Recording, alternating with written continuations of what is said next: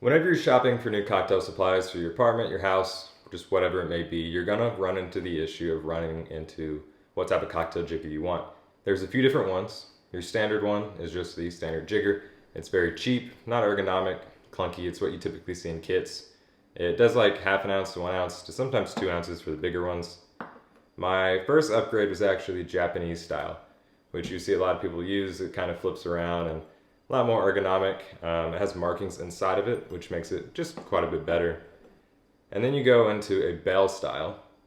So you run into the same thing as Japanese, where it kind of twiddles around your finger. Makes it a little bit easier.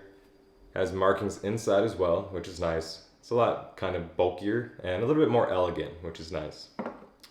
Then you have a multi-step jigger, which is what I use, because it actually goes up to 2.5 to 3 ounces. So you never actually have to pour to the top like these, and you usually end up spilling it when you pour it.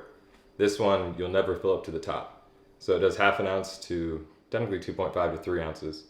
So I'm always just pouring it in and out quick, and I never spill anything, which I love. So your choice, but multi-step all the way.